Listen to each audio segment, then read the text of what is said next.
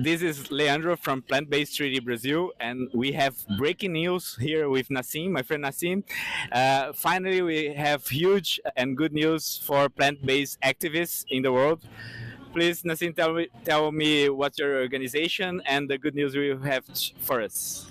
So my organization is called Seed the Commons, and we have, for years been promoting a transition away both from industrial and animal agriculture. We promote food systems that are based on agroecology, eco-farming methods that do not rely on animal husbandry.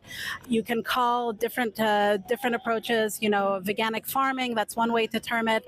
And Seed the Commons has been working on this process around the People's Summit in Santa Marta for a couple months now, for more than 2 months, and we just have some amazing news. So last night the People's Summit concluded. We all adopted the People's Declaration. This was adopted by a very broad coalition of civil society from around the world, and we succeeded in getting animal agriculture into this declaration. So a couple months ago, the Colombian and Netherlands governments called for written submissions. We gave a written submission. We stated multiple problems, multiple solutions, and a lot of that language ended up making its way into the People's Declaration. So if you like, should I tell you? For sure. What's, of course, not everything survived, but quite a lot did. We also had a process of back and forth and collaboration with others in the NGO sector, and so quite a lot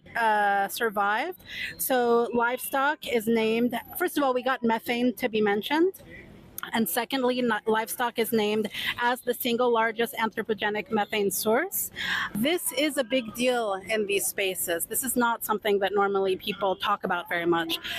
Animal-free eco-farming is in the text explicitly as specific language rather than it being dissolved into the more generic agroecology framing, which we are in favor of agroecology, but we also wanted the specificity of this veganic approach to be in the text as well, and it is a very big win. Regenerative grazing is named as a false solution. This is extremely significant because it's not always a consensus, if anything, in these climate spaces. A lot of the idea has been going in the opposite direction, and we're seeing for COP31 in Turkey that the Turkish government has named a cattle rancher from Australia as a climate champion. So it's extremely important that at this gathering we have named regenerative grazing as yet another false solution. And we met at COP30 in Belém, and it was all about regenerative farming in the Amazon. So they were offering this as a solution, and now I'm very happy that this was in the text now. And we're very much in favor of agriculture being a vehicle for regeneration. That is correct, it should be, but it's not with cattle grazing that you're going to do it. That's not true regeneration.